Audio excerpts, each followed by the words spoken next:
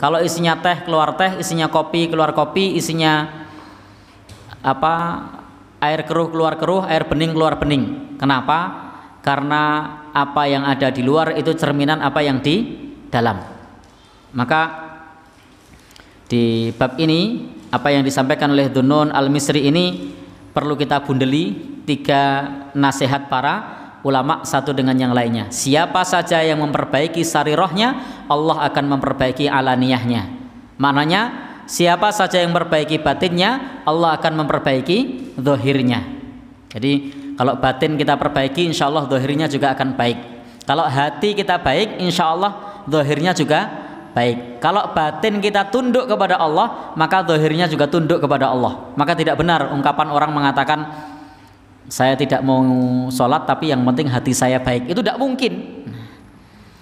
Jadi bagaimana mungkin zahirnya menolak sholat tapi batinnya baik? Jadi itu tidak mungkin. Kenapa tidak mungkin? Karena bapak dan saudara yang berbahagia yang dirahmati Allah Subhanahu wa taala, zahir itu cerminan dari hati. Kalau zahirnya tidak tunduk sama Allah, bagaimana mungkin hatinya tunduk sama Allah? Sehingga tundukkan hatinya kepada Allah, insya Allah zahirnya akan tunduk kepada Allah. Saya memang tidak menutup aurat, ada ucapan begitu, tapi hati saya baik. Jadi bapak dan saudara yang berbahagia yang dirahmati Allah, ini ungkapan yang aneh lagi. Karena kalau memang hatinya ini bisa ditundukkan, bisa baik, bisa taat kepada Allah, insya Allah zahirnya bisa taat, karena hati itu adalah raja bagi tubuh kita. Hati itu yang memerintah tubuh kita, yang memerintah anggota badan kita, yang memerintah kita untuk melakukan perkara yang tampak, itu dari dalam hati. Nasihat yang kedua, waman aslaha ma bainahu wa bainallah. Barang siapa yang memperbaiki antara dirinya kepada Allah Subhanahu wa taala, aslahallahu ma bainahu wa bainan nas, maka Allah Subhanahu wa taala akan memperbaiki antara dirinya dengan orang-orang atau dengan manusia. Ini nasihat yang kedua. Bapak dan saudara, ikhwan dan akhwat, barang siapa yang memperbaiki antara dirinya kepada Allah, maka Allah Subhanahu wa taala akan memperbaiki hubungan antara dirinya dengan manusia.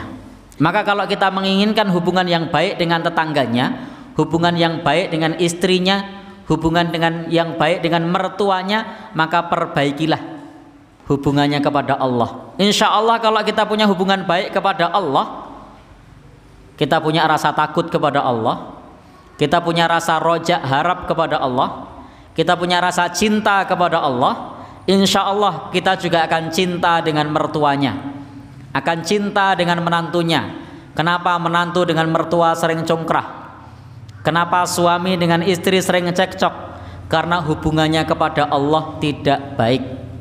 Jadi kalau hubungannya kepada Allah baik, insya Allah bapak dan saudara yang berbahagia yang dirahmati Allah, Allah akan membaikkan hubungan ia kepada manusia. Ini salah satu nasihatnya. Lalu bagaimana kalau ada orang yang sudah baik hubungannya kepada Allah tapi kok istrinya ngajak cekcok terus? Itu kasuistik. Jadi tidak bisa kemudian dikebiah uyah. Baik yang berikutnya, barang siapa yang memperbaiki urusan akhiratnya, Allah Subhanahu wa taala akan memperbaiki urusan dunianya. Jadi bagian yang ketiga nasihatnya, barang siapa yang memperbaiki urusan akhiratnya, maka Allah Subhanahu wa taala akan memperbaiki urusan dunia. Aslahallahu amra dunyahu, maka Allah Subhanahu wa taala akan memperbaiki urusan dunianya. Maka perbaiki urusan akhiratnya, insya Allah Allah Subhanahu wa taala akan memperbaiki urusan dunianya. Maka kalau kita urusan akhirat kita perbaiki, insya Allah dunianya akan baik.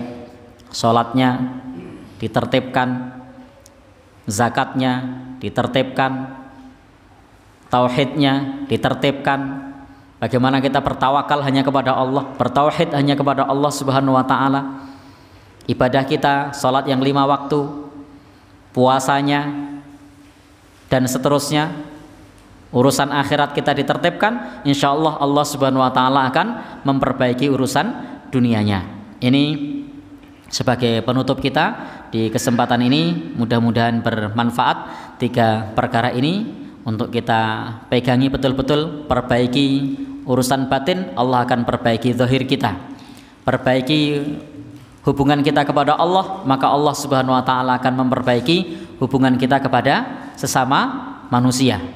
Perbaiki urusan akhirat kita, insya Allah Allah Subhanahu Wa Taala akan memperbaiki urusan dunia kita. Billahi taufiq wal hidayah, mudah-mudahan Allah Subhanahu Wa Taala memudahkan kita di dalam menata niat. Wassalamualaikum warahmatullahi wabarakatuh.